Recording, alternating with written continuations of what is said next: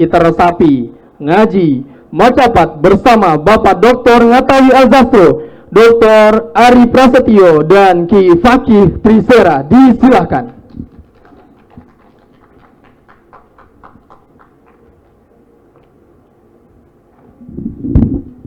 Baik, saya melanjutkan.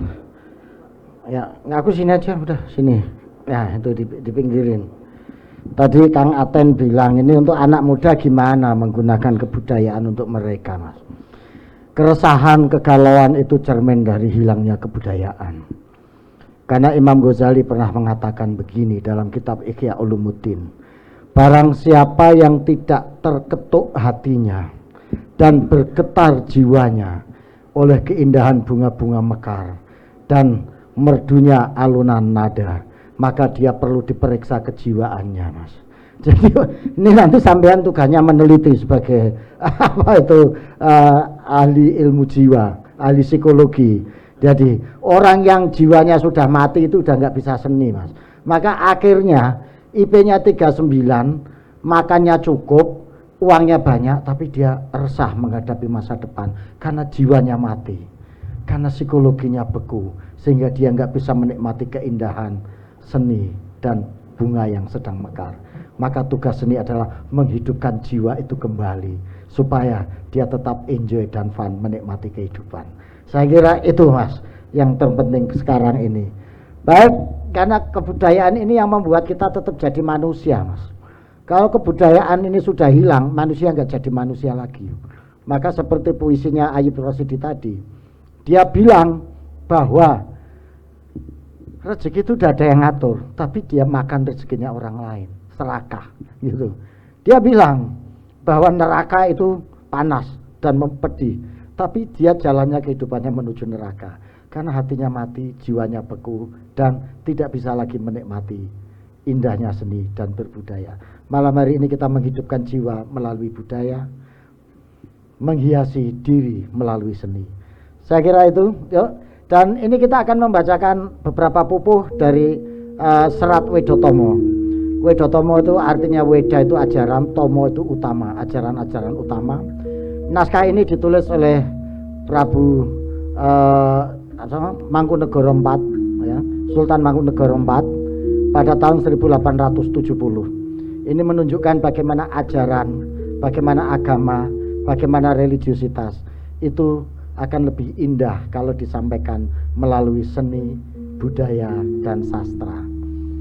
Kita akan mulai, monggo Mas.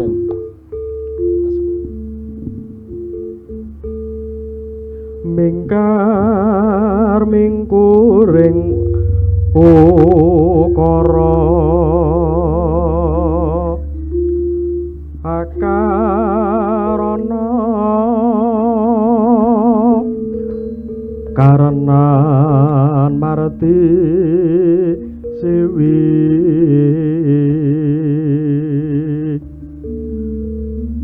sinawang rasmining kita sinupa sinukarta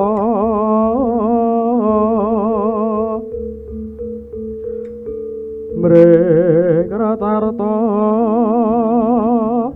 pakartining ngelmu luhung kang tumrap ning tanah Jawa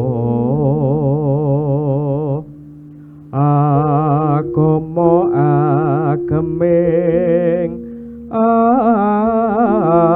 ajing. Berkelak-keloknya kalimat, berkelak-keloknya kata untuk menuju kebersihan hati dan jiwa. Penulis hendak mendidik para putra-putri melalui indahnya tembang yang dihiasi dengan berbagai untayan kata, agar bisa menjiwai hakikat ilmu luhur yang ada di bumi Jawa tanah Nusantara, yang menjadikan agama sebagai pakaian yang mulia. Jadi dalam pembukaan serat Wedotomo ini, Sang Mangkunegoro IV mengatakan untaian kata, untaian kalimat yang berdasarkan dari bersihnya hati, kejernihan jiwa, ini akan mengalirkan pada kesucian ajaran kepada para putra-putri, para siswa-siswi. Jadi Mas Bagus, kalau Anda menjadi pengajar, Anda menjadi pendidik, yang paling utama dilakukan itu adalah menjaga kebersihan hati. Jadi salah satu syarat untuk orang bisa menjadi guru, menyampaikan pesan, menyampaikan ajaran yang baik, itu yang menyampaikan itu harus bersihkan dulu hatinya, bersihkan dulu jiwanya, dan menyampaikannya harus dengan kata-kata yang baik. Karena kata-kata yang baik ini akan mudah diterima oleh hati yang baik. Kata-kata yang kotor akan sampai diterima pada jiwa yang kotor. Nah, inilah Serat Wedotama mengajarkan kita. Kalau Anda seorang pendidik, seorang mursyid, seorang guru, maka harus dimulai dengan kebersihan hati, dengan membuat rangkaian kata-kata mengkar mingkuring ukoro ini harus yang tertata dengan baik, rapi, indah, gitu. Nah, supaya apa? Menciptakan budi pekerti luhur. Kalau di Islam, makanya ilmu, ya, ilmu itu di atasnya harus akhlak. Jadi nggak ada gunanya sampean pinter, sampean hebat kalau akhlaknya bejat, Mas. Saya itu ingat kata-kata kiai saya. Tidak semua orang benar itu pinter. Tidak semua orang pinter itu benar. Banyak orang benar tapi dia tidak pinter. Banyak orang pinter tetapi kadang tidak benar. Tapi membenarkan orang pinter itu lebih susah daripada memintarkan orang benar. Bingung nggak? Bingung nggak? Tidak semua orang pinter itu benar. Banyak orang berilmu, jagoan, IP-nya 3,9, 4,0. Tapi kelakuannya nggak benar, akhlaknya bejat. Tidak semua orang benar itu pintar, tidak semua orang pintar itu benar. Tapi sebaliknya, tidak semua orang benar itu pintar. Kadang ada orang itu benar, lakunya jujur, akhlaknya baik, ini nggak pintar, naif. Akhirnya jadi gampang ditunggangi, gampang dibodoh-bodohin orang lain, gitu. Nah, tetapi memintarkan orang benar itu lebih gampang daripada membenarkan orang pintar. Membuat pintar orang yang benar. Jadi orang ini sudah benar, tapi goblok, gak ngerti, artinya naif. Benar tapi gak pintar itu naif. Itu kalau dipinterkan lebih gampang, dikandani, dinasehati itu lebih gampang. Kalau orang ini benar, daripada membenarkan orang pintar. Orang pintar itu dibenerin susah. Kan galuh, kita nasihati malah dia menasihati ulang. Kita tunjukkan malah dia nunjukkan ulang. Jancuk ya apa rek wong iki. Kadang kita tuh sampai kayak gitu. Itu kalau kita itu membenarkan orang pinter. Nah, maka dalam Wedotama ini dijelaskan bahwa pinter bener itu adalah suatu tatanan kehidupan. Yo bener, yo pinter. Supaya bisa mencapai bener dan pinter, gurunya harus bener. Ucapan sang guru harus dengan kata-kata yang indah dan menyentuh jiwa. Nah, jadi sebetulnya Surat Wedotama ini adalah ada metodologi tentang pendidikan. Nah, yang terakhir itu yang menarik, agomo ageming aji. Agomo ini adalah pakaian yang sangat sakral dan sangat mulia. Maka jangan gampang dipakai sembarangan. Mentang-mentang pakai jubah udeng-udengnya saban serep ngaku utusannya Gusti Allah. Nabrak-nabrak enggak karu-karuan. Ini kan kacau semuanya jadinya. Ini sama dengan memakai pakaian aji tapi dengan kelakuan yang tidak aji. Ini lebih berbahaya daripada saya nganggu blangkon kayak begini ini. Kalau nganggu blangkon ini jelas ya gitu. Tapi ini sudah pakai agomo loh. Teriak-teriak Allahu Akbar. Pakai ini itu. Tetapi kelakuannya bejat, mencaci maki semua orang, menyebarkan kebencian. Ini berbahaya, gitu. Lebih baik preman sekaligus jelas kelihatan, pakai tato, suka mabuk, ucapannya agak karu-karuan itu jelas.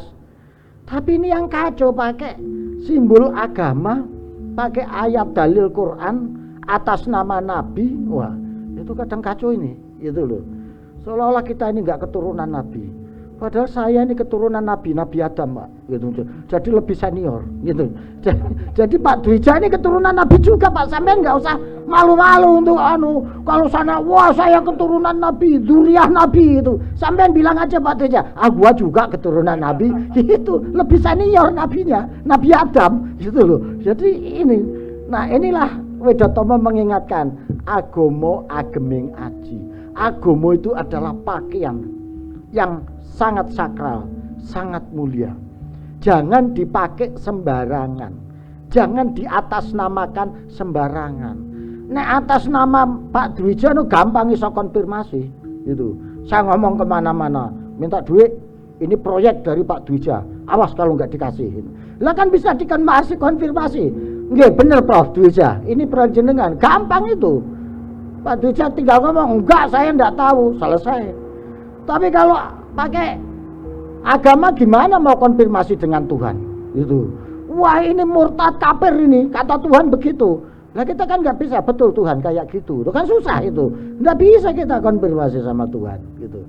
Nah inilah maka Wedotama mengingatkan kita, agomo ageming aji. Jangan dipakai sembarangan.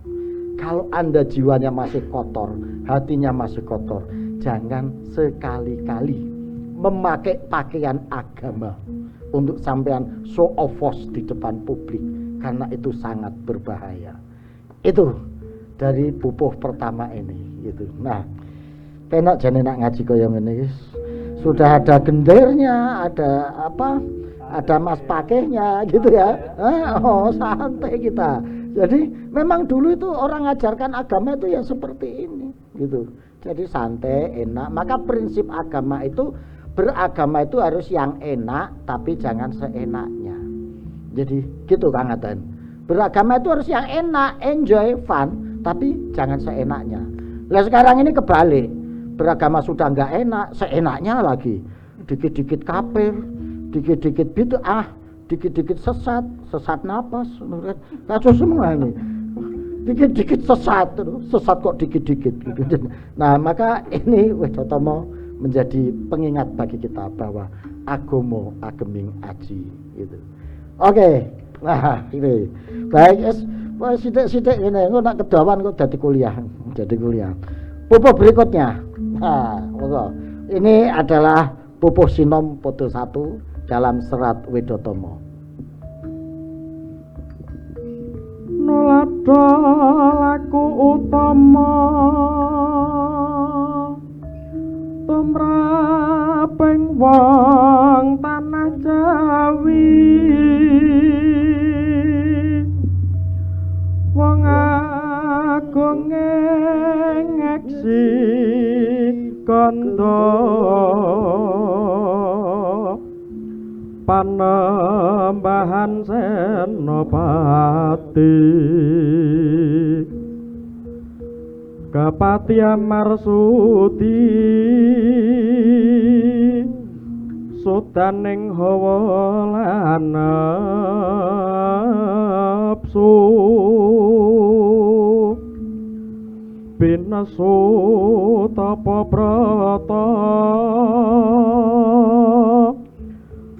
tanah bieng siang ratri, memangun karyen nak tiasing somo.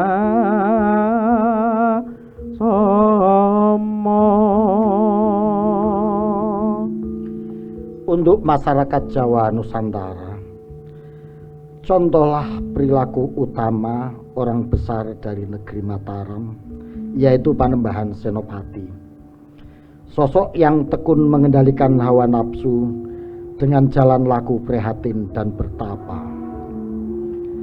Siang malam selalu berkarya dengan penuh kasih sayang pada sesama agar bisa menciptakan ketentraman hati.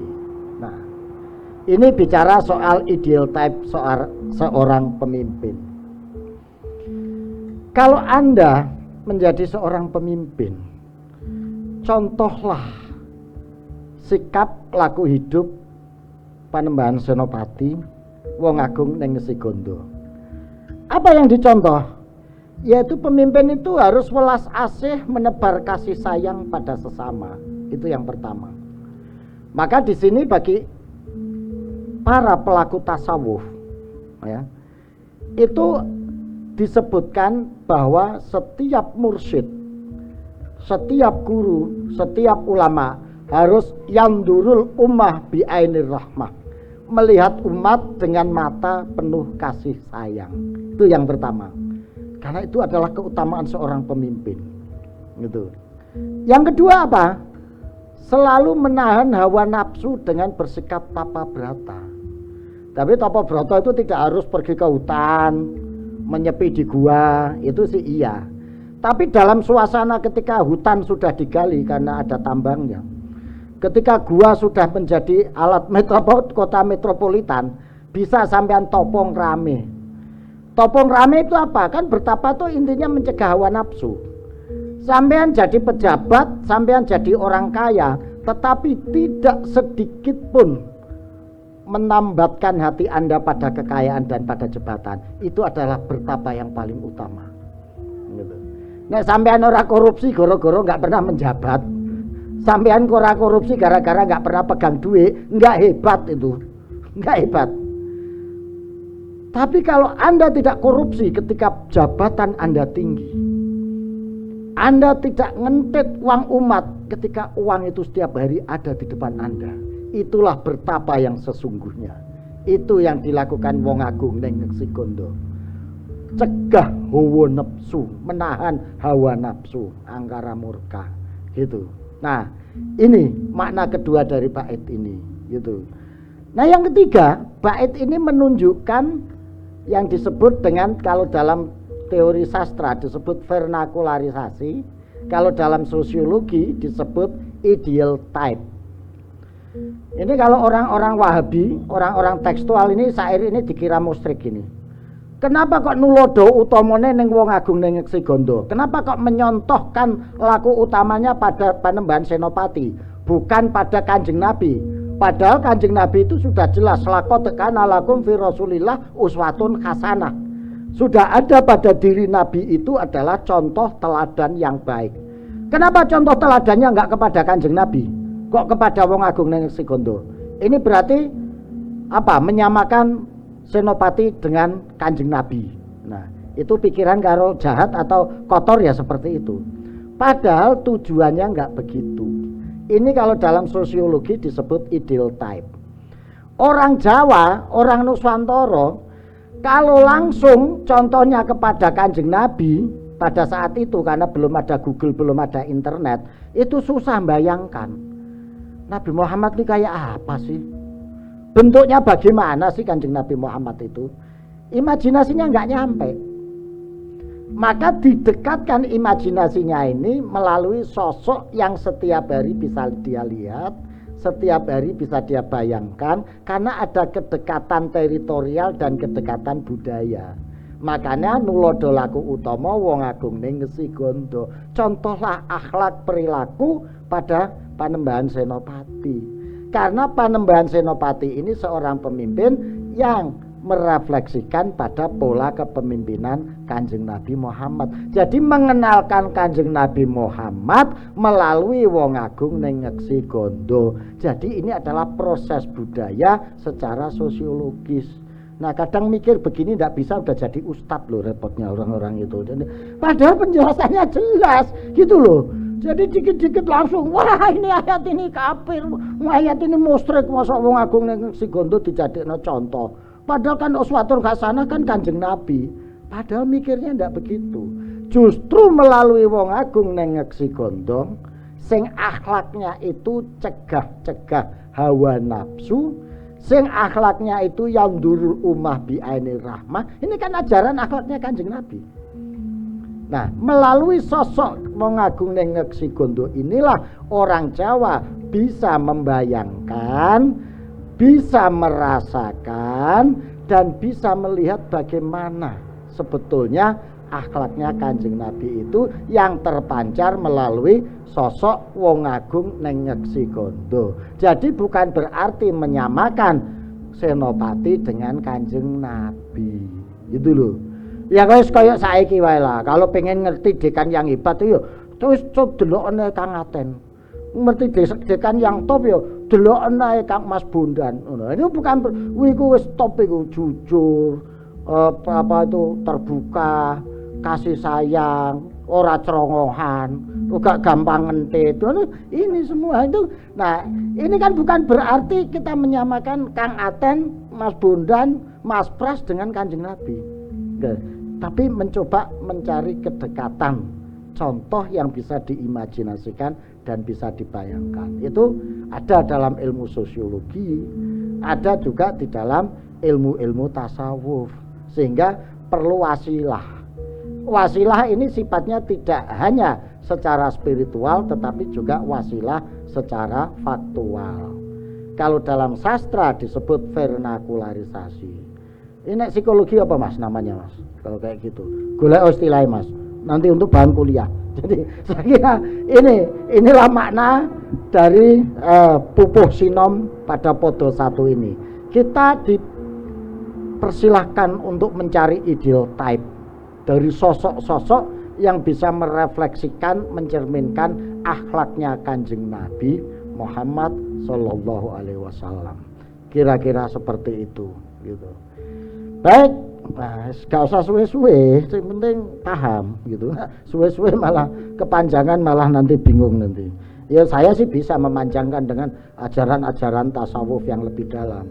Tapi ini nanti kita buka dikit-dikit, selebihnya nanti kita kaji pada momentum yang lain. Ya, terus sekarang Pangkur, podo 13 ya.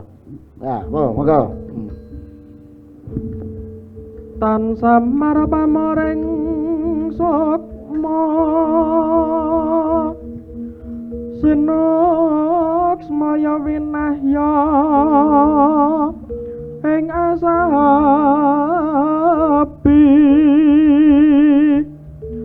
sinimpan talanging kalbu pambukaning warana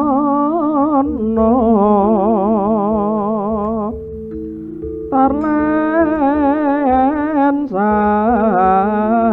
saking liap layape ngaluyu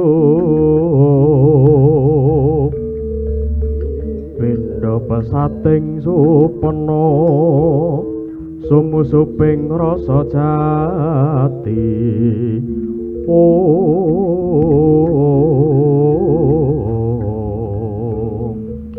Tidak diragukan lagi kekuatan sukma yang menyatu, meresap terpatri dalam keheningan semadi, yang kemudian diendapkan dalam lubuk hati. Dia akan menjadi pembuka tabir, dimulai dari keadaan antara sadar dan tidak, seperti terlepasnya mimpi, merasuknya rasa yang sejati. Nah, ini begini maknanya. Jadi ini konsep ma'rifatullah. Kalau kemarin bulan lalu saya sudah menjelaskan tentang tahapan-tahapan itu ya. Mulai dari syariat, hakikat, syariat, ya, tarekat, hakikat, makrifat, sampai atasnya maksiat gitu. Jadi atasnya makrifat ini maksiat Kang Aten. Iya. Soalnya begini, kita itu repotnya syariatnya belum benar sudah ikut maksiat gitu loh.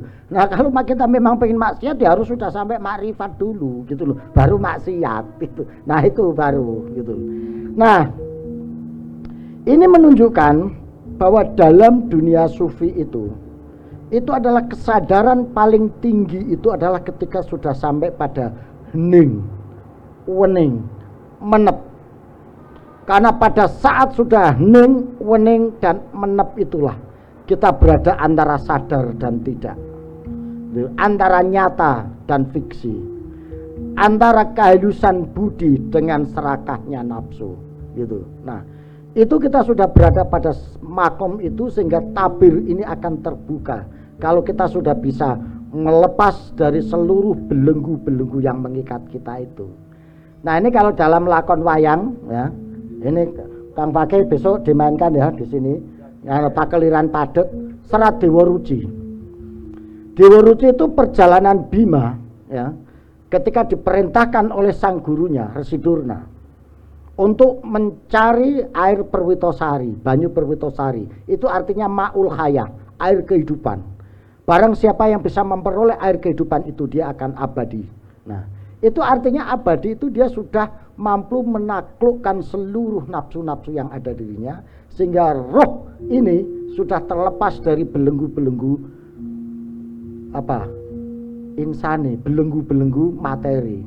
Makanya Bima itu waktu itu disuruh masuk ke dalam telenging samudra, masuk ke dalam pusaran samudra yang paling dalam. Nah, namanya samudra itu yang asik, namanya samudra Minangkalbu.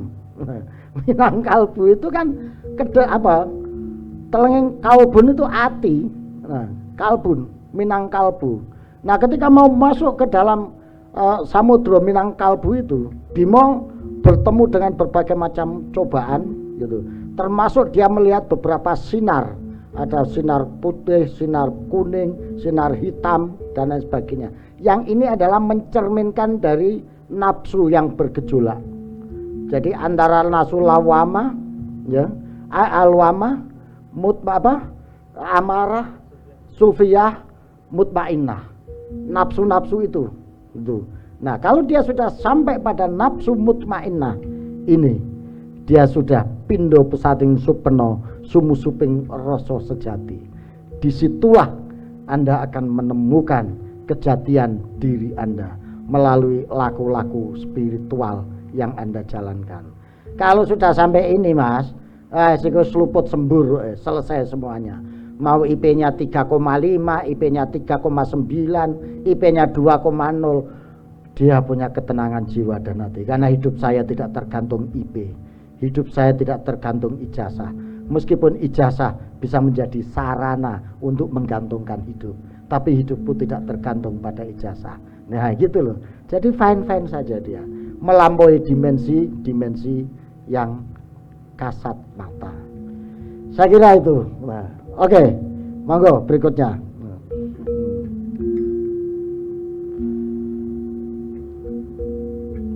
Ngelmu iku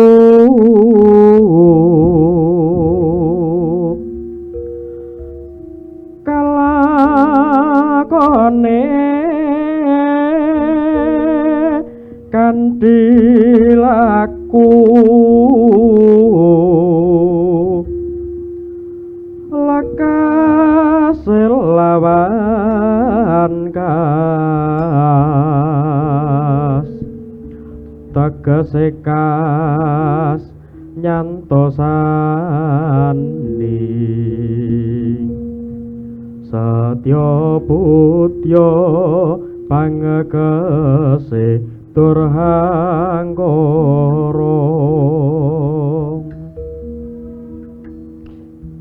Hakikat ilmu itu diraih dengan cara menghayati dari setiap perbuatan. Dimulai dengan kemauan dan tekad, yang artinya adalah membangun kesejahteraan terhadap sesama.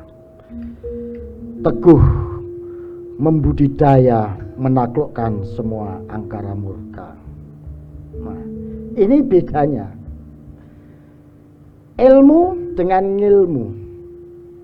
Kalau ilmu ini dalam falsafah Jawa, di Jawa itu dibagi tiga, Pak Aten, Prof. Aten. Ada ilmu, ada ngilmu, ada kaweruh.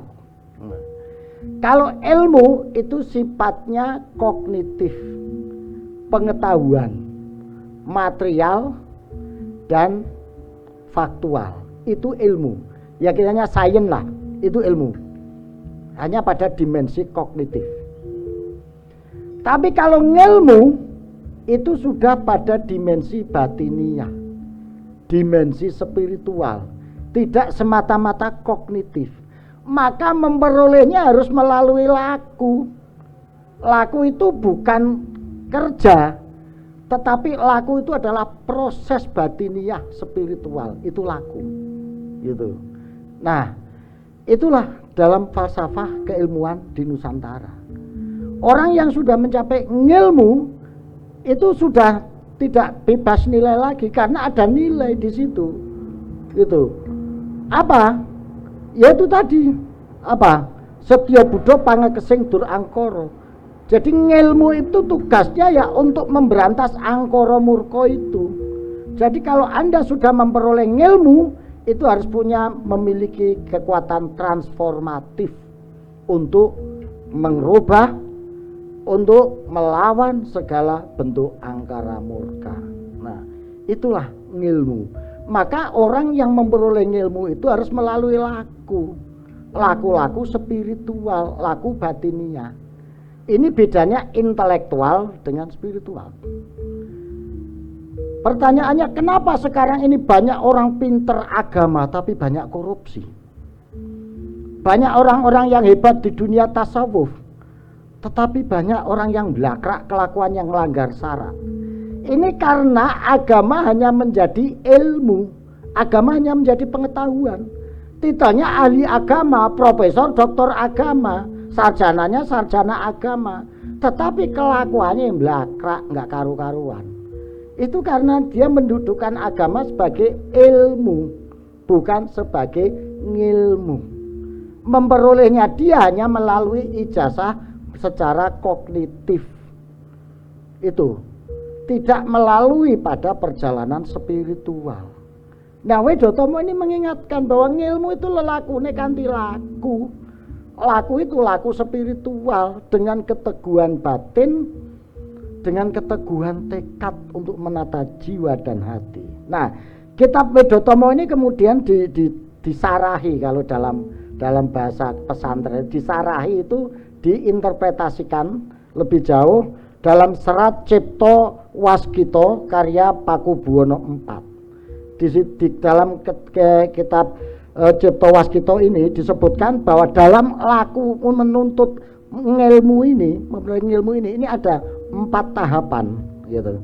Tahapan pertama itu harus temen itu harus serius, diniati gitu, nggak bisa sambil lalu, harus pakai keteguhan jiwa, keteguhan batin yang betul-betul temen. Yang kedua nemen itu apa? Kalau yang pertama itu adalah tekun, ya. Yang nemen itu ya harus berproses secara serius, nggak setengah-setengah, gitu, nggak setengah-setengah.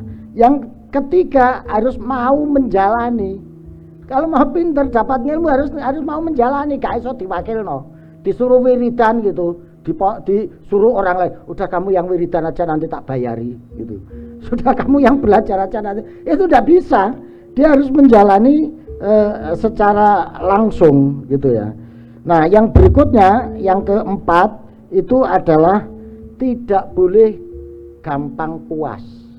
Ojo gumunan itu.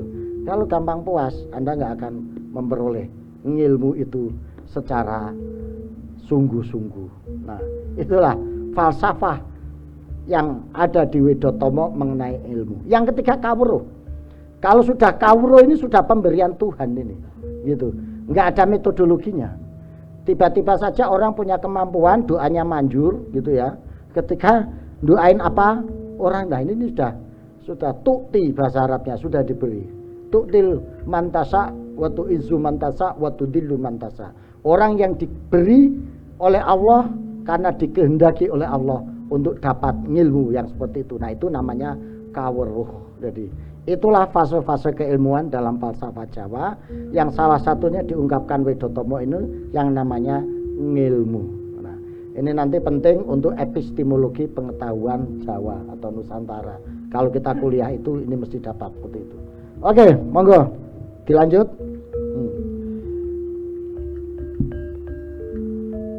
Anggong hanggubel sareat. Ini menarik ini. Saringane tanten wruhi dalil hadis lan ijma kiyaseno ramikani katungkul mungkul sami pangkrahaning masjid agung kalamun maca khotbah lelagone dandang gendis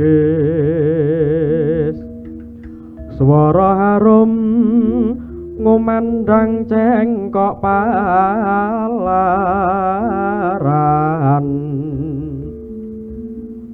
Orang-orang yang hanya memahami syariat saja tanpa menguasai ilmu hakikat tidak memiliki pengetahuan yang cukup untuk memahami makna dan memberi keteladanan yang baik, maka akan mudah lupa diri.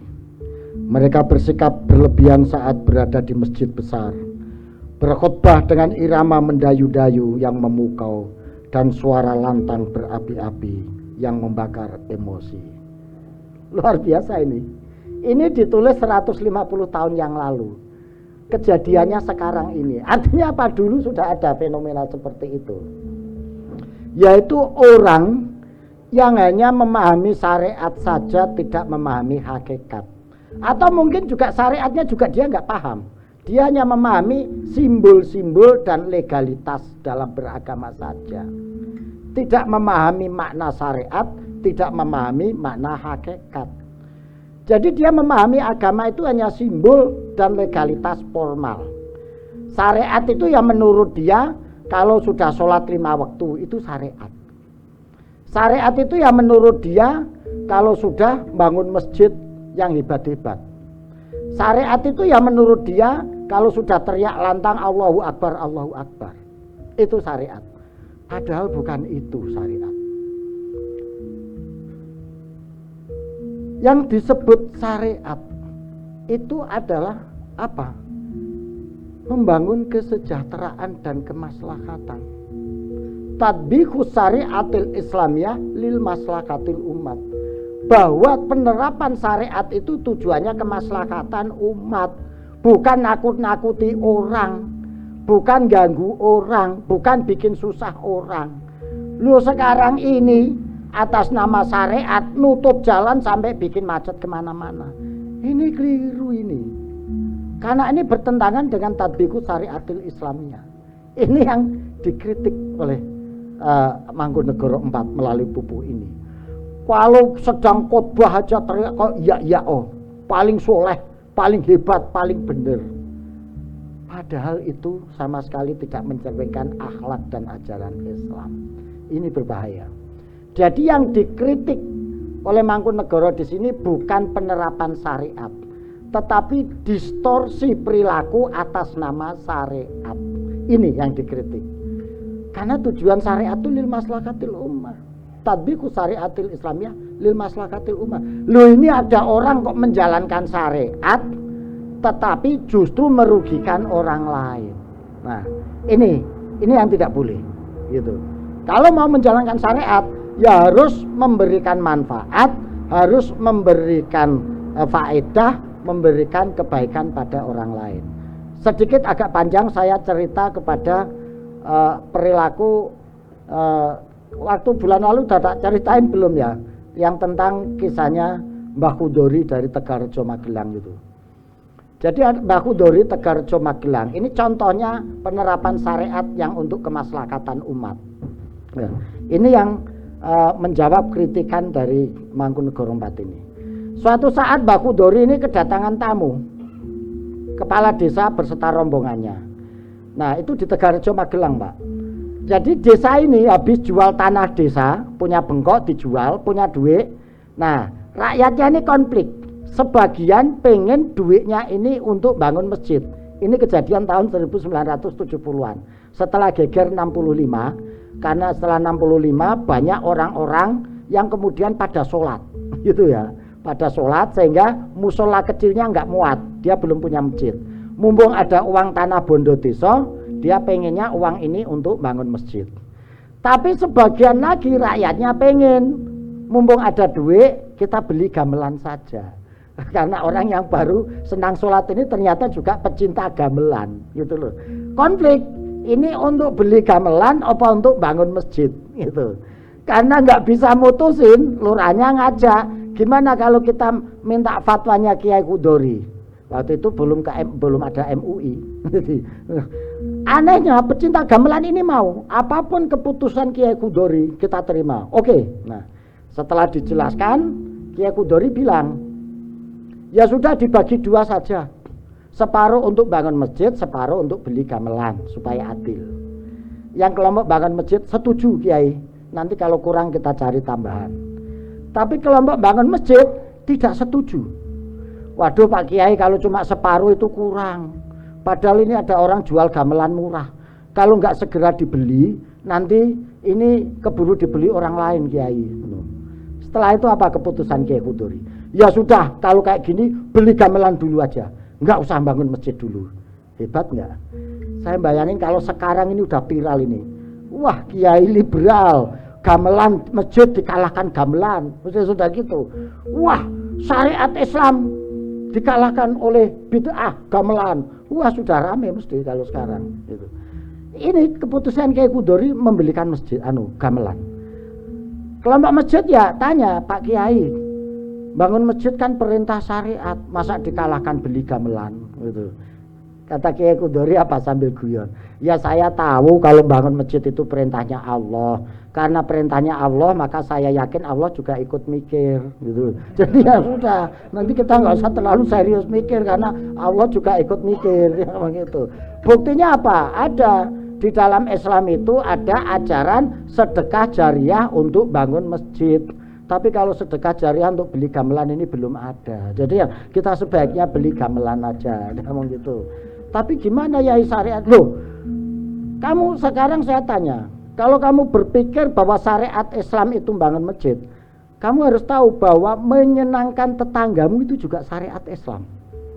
Bikin tenang tetangga, bikin rukun tetangga, bikin bahagia tetangga, itu juga syariat Islam.